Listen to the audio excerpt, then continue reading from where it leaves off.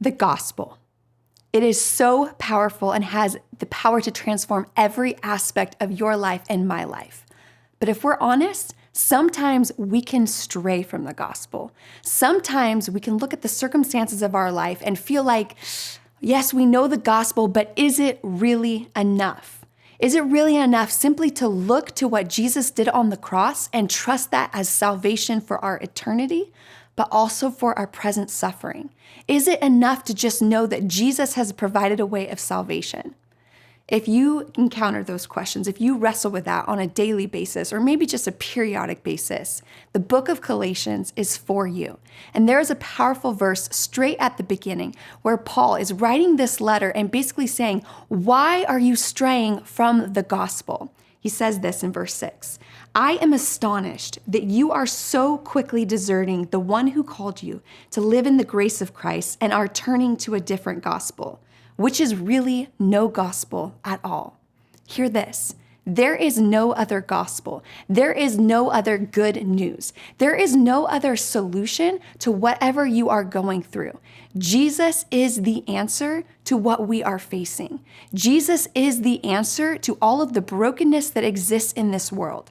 Yes, sometimes Jesus chooses to work through things in this world, but fundamentally, what is your hope based on?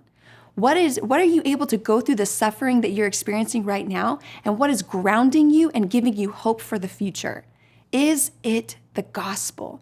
The good news that Jesus sees you, he cares about you, he loves you, that he has come down from heaven to pay for your sins, to restore you to relationship with God, and that he will one day take you into an eternity that is without brokenness, without death, without pain and suffering. Is that what you are building your life on? Or is your heart straying to a different gospel? Are you trying to take the truth about Jesus and add things on top of it? Yes, Jesus, but also these other little fixes into your life. Because too often what happens when we start to add things on to Jesus and the gospel is our attention and our devotion switches to those things. And it's so easy to place those things above Jesus and above the good news of what he has done for us. So I want you to take an examination of your life today. And I want you to truly sit with the question, am I building my life on the gospel? Or do I have Jesus and I'm simply trying to add other things on top of that? As you allow God to examine your life, I hope what this does for you is draw you back to the purity and the simplicity of building your life on faith in Jesus Christ. Yes, Jesus may use other things, but our foundation and our ultimate hope lies in him and what he has accomplished for us.